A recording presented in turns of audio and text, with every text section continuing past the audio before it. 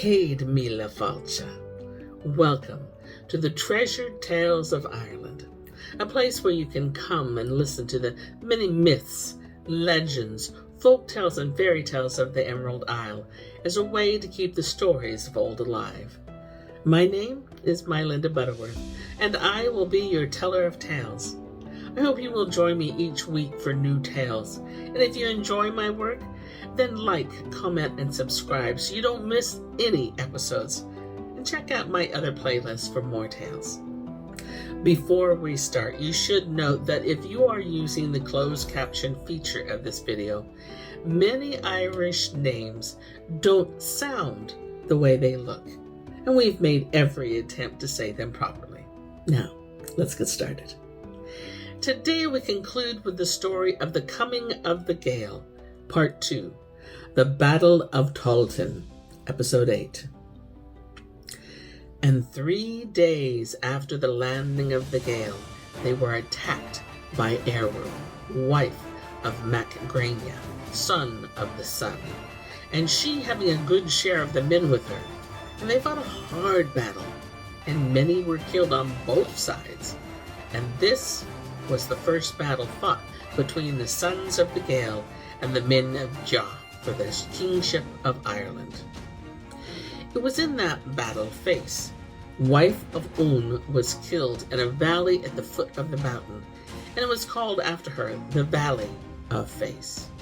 And Scota, wife of Míle, got her death in the battle, and she was buried in a valley on the north side of the mountain near the sea. But the sons of the Gael lost no more than 300 men, and they beat back the men of Dea and killed 1,000 of them.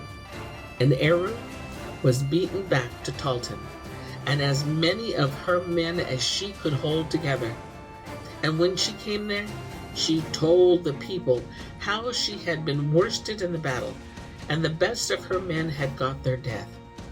But the Gael stopped on the battlefield and buried their dead, and they gave a great burial to 2 of their druids, Er and Ehish, that were killed in the fight. And after that they had rested for a while, they went on to Inverculpa and Leinster, and Shavravon and his men joined them there. And then they sent messengers to the 3 kings of Ireland, the 3 sons of Kermed Honeymouth, and bade them to come out and fight a battle that would settle the ownership of the country once and for all.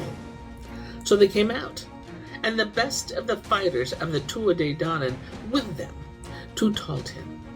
And there they attacked one another, and the sons of the Gael remembered the death of Eth, and there was great anger on them.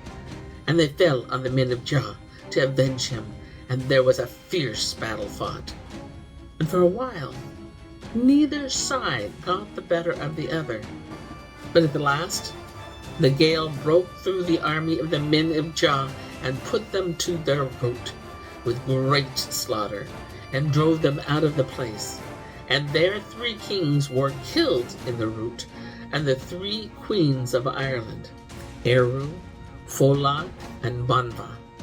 And when the Tuatha Dé Danann saw their leaders were dead, they fell back in great disorder, and the sons of the Gael followed after them. But in following them, they lost 2 of their best leaders, Cunha, son of Brigan, at Slieve Cunha, and Fuad, his brother, Slieve Fuad. But they were in no way daunted by that, but followed the men of Dea so hotly that they were never able to bring their army together again, but had to own themselves beaten, and to give up the country to the Gael. And the leaders, the sons of Míle, divided the provinces of Ireland between them. Heber took the 2 provinces of Munster, and he gave a share of it to Avragan, and Shavravon got Leinster. And Connacht for his share, and Ulster was divided between Eivir, son of son of Míle, and some others of their chief men. And it was of the sons of Eivir that were called the children of Ruri, and that lived in Emon Macha for 900 years. Some of the best men of Ireland came. Fergus, son of Ro, was one of them, and Conall Carna of the Red Branch of Ulster.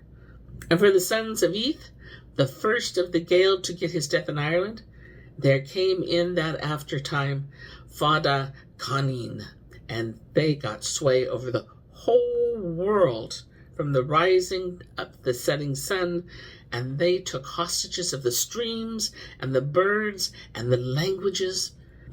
And it's what the poets of Ireland used to be saying, that every brave man good at fighting and every man that could do good deeds and not be making much talk about them was of the sons of Gael. And that every skilled man that had music and did enchantments secretly was one of the Tuatha Dé Danann.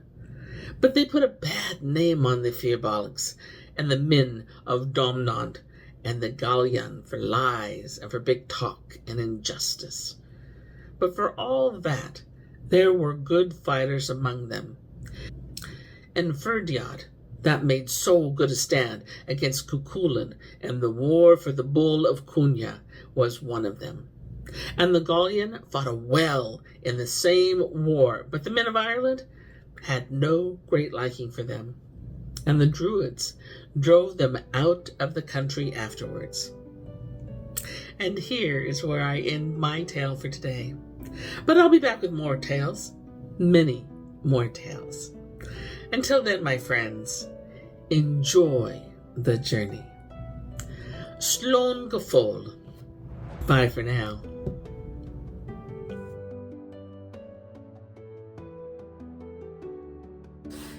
If you enjoyed this story, please give us a thumbs up and comment. It truly helps us.